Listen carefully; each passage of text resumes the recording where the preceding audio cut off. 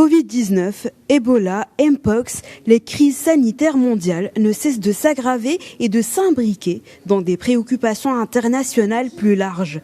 Parvenir à une souveraineté universelle en matière de santé est devenu de plus en plus évident. Les récentes pandémies ont mis en évidence des lacunes critiques dans les systèmes de santé du monde entier, révélant des vulnérabilités qui ont des conséquences économiques, sociales et environnementales considérables.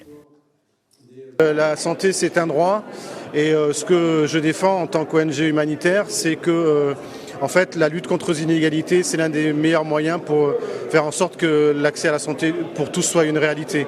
On sait, il y a des principes de santé publique qui sont basiques.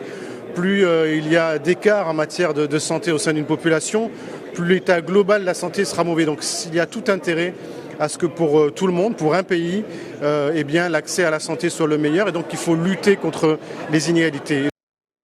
Des solutions à long terme sont vitales et ce, grâce à des investissements stratégiques qui non seulement améliorent l'infrastructure des soins de santé, mais favorisent également une plus grande autonomie nationale dans la gestion de la santé publique.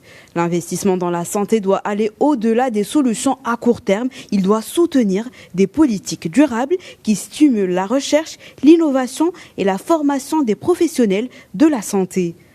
On voit qu'il y a encore des choses à faire, en particulier dans le continent. C'est les ressources humaines d'abord, parce qu'il y a un exode des ressources humaines, il y a une insuffisance, et donc il va falloir en former plus, en former avec meilleure qualité, adaptée aux technologies actuelles et aux maladies nouvelles. Le deuxième point, c'est la prévention. Cette prévention qui va permettre de baisser et les dépenses et le nombre de maladies de pratiquement 40%. Et enfin, la recherche.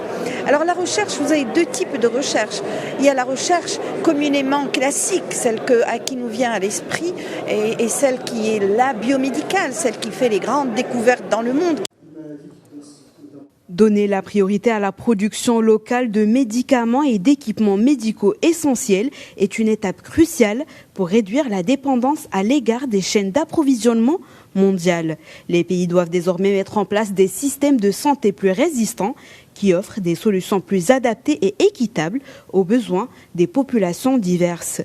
En transformant la solidarité internationale en action tangible, il devient vital de créer un monde où chaque pays peut garantir l'accès à des soins de santé de qualité à ses citoyens, tout en étant préparé à faire face aux défis futurs en matière de santé.